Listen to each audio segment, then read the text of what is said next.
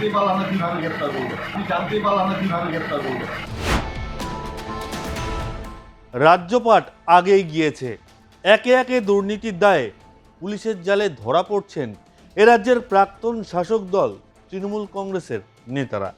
এবার মালদায় কি এমন ঘটল, কেন পুলিশের জালে গাজল ব্লক তৃণমূল কংগ্রেসের প্রাক্তন সভাপতি, আপনাদের সবটাই জানাবো, তাই ধৈর্য ধরে দেখতে থাকুন আমাদের এই ভিডিও। তৃণমূল কংগ্রেস ক্ষমতায় থাকাকালীন তিনি স্বমেজাজে উপস্থিত থাকতেন স্থানীয় অনুষ্ঠানে অন্যতম গেস্ট হিসাবে। দলের কর্মসূচির পাশাপাশি খেলাধুলার মঞ্চেও চিফ গেস্ট হিসেবে থাকতেন সুরজিৎ সাহা। ও আপনাদের তো বলাই হয়নি কে এই সুরজিৎ সাহা। সুরজিৎ গাজল ব্লক তৃণমূল যুব কংগ্রেসের প্রাক্তন সভাপতি, এলাকায় নামডাক বেশ ভালোই। তবে তিনি কিনা শেষমেশ ডাকাতির ষড়যন্ত্রে যুক্ত। সূত্রে খবর তেমনই, ডাকাতির চেষ্টার ষড়যন্ত্রমূলক কার্যকলাপে যুক্ত থাকার অভিযোগে এই সুরজিৎ সাহাকে গ্রেফতার করেছে গাজল থানার পুলিশ। আপনার পুজো পৌঁছে যাক বিশ্বের দরবারে। প্রতি বছরের মতো এবারও আর+ নিউজ নিয়ে এলো শারদাঞ্জলির সেরা সম্মান 2026।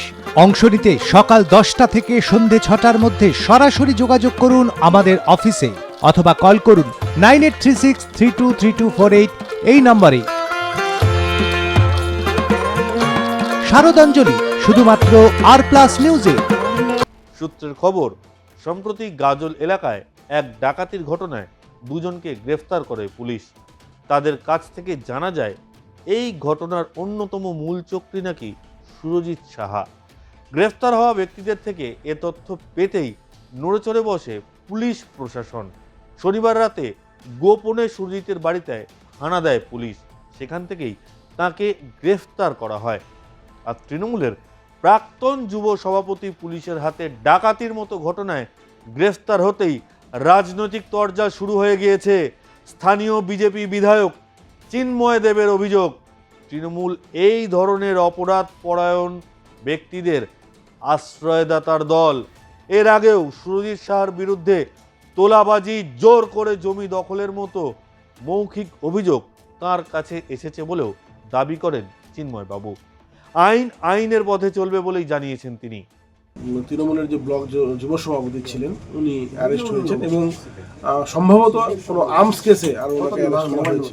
কোনো একজন অপরাধী সে নিজে মুখে স্বীকার করে যে এই ধরনের আর্মস ওনার কাছে পাওয়া যাবে, সেই মোতাবেকই পুলিশ তদন্ত করে আর ওনাকে অ্যারেস্ট করেছে এবং আজকে পুলিশ তাদের তদন্ত অনুযায়ী কোর্টে প্রডিউস করছে। বিচার ব্যবস্থা তার জন্য যা ব্যবস্থা করে সেটা আগামী দিনে দেখা যাবে।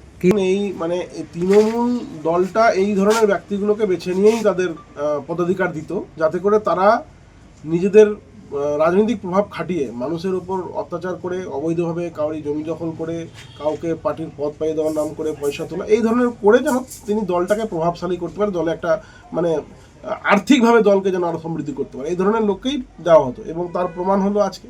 এবং এই ব্যক্তির নামে বহু মৌখিকভাবে অভিযোগ আমার কাছে আছে। কাউরি জমি দখল করে পার্টি অফিস তৈরি করা, কাউরি অবৈধ নির্মাণ সেটাকে পয়সা নিয়ে ধামাচাপা দেওয়া, কাউরি জমি দখল করে আর সেখান থেকে পয়সা নেওয়া, কাউকে পার্টির পদ দেওয়ার নাম করে পয়সা নেওয়া, কাউকে ধমকে চমকে হুমকি দিয়ে পয়সা নেওয়া, এই ধরনের বিভিন্ন ধরনের অভিযোগ আমার কাছে আছে। লিখিত অভিযোগ আমার কাছে আসেনি এবং আমার মনে হয় আজকের এই ঘটনার পরে পুলিশের এই ধরনের পদক্ষেপের পরে বাকি যে সমস্ত তৃণমূলের নেতৃত্ব আছে যারাও বিভিন্নভাবে দুর্নীতির সঙ্গে যুক্ত, তাদের প্রতি মানুষ এখন ক্ষুব্ধ হয়ে লিখিতভাবে অভিযোগ করবে এবং আগামী দিনে পুলিশ প্রশাসন তার যথোপযুক্ত ব্যবস্থা নেবে। প্রাক্তন শাসক দলের যুব নেতার বিরুদ্ধে ডাকাতির মতো গুরুতর অপরাধে জড়িত থাকার এই অভিযোগ স্বাভাবিকভাবেই স্থানীয় রাজনীতিতে ব্যাপক চাঞ্চল্য তৈরি করেছে। কিরে, তোর বেশ র্যাশ হয়েছে দেখছি। হ্যাঁ রে, কি করবো বলতো, র্যাশগুলো কিছুতেই কমছে না। অনেক কিছু ইউজ করলাম তবুও কমছে না। আমার মনে হয় তোকে কোনো একজন ভালো ডার্মাটোলজিস্টের কাছে দেখানো উচিত। তুই ঠিক বলেছিস, কিন্তু কোনো ভালো ডার্মাটোলজিস্ট থাকলে একটু সাজেস্ট কর না প্লিজ। এই তোর তো একবার র্যাশ হয়েছিল না, তুই কোথায় দেখিয়েছিলিস? তুই একবার গৌরীদেবী হসপিটালসে দেখাতে পারিস, ওখানে ভালো এক্সপিরিয়েন্স ডার্মাটোলজিস্ট আছে। আমারও সেম প্রবলেম হয়েছিল, এখন ওখানে ট্রিটমেন্ট নিয়ে আমি এখন ঠিক আছি।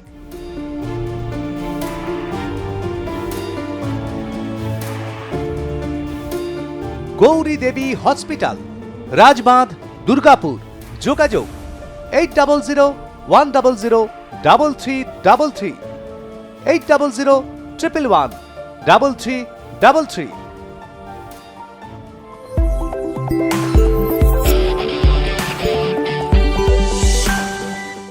ঘটনার পিছনে কোনো রাজনৈতিক ষড়যন্ত্র রয়েছে নাকি সত্যি অন্য কোনো বিষয়ে জড়িত, তা পুলিশি তদন্তের পরেই স্পষ্ট হবে।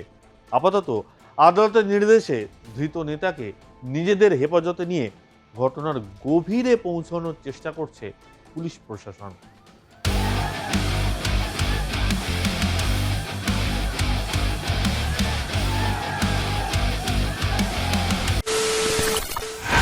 খবরের নামে প্রতিদিন সন্ধে আপনার ড্রয়িং রুমে কি শুধুই চিৎকার চেঁচামেচি খেয়ে আসে? বিতর্কের নামে চলে গালাগালি আর কাদা ছোড়াছুড়ি। এবার সময় পরিবর্তনের, কারণ আমরা কান ফাটানো চিৎকারে বিশ্বাস করি না। আমরা বিশ্বাস করি খবরের সত্যতায়। আমরা কোনো পক্ষের হয়ে গলা ফাটাই না, আমরা সাধারণ মানুষের হয়ে প্রশ্ন করি। চিৎকার নয়, শুধু খবর হবে যেখানে বিতর্ক আছে কিন্তু কুৎসিত ঝগড়া নেই। সঠিক তথ্য, বিশ্বস্ত খবর। নজর রাখুন আর প্লাস নিউজে।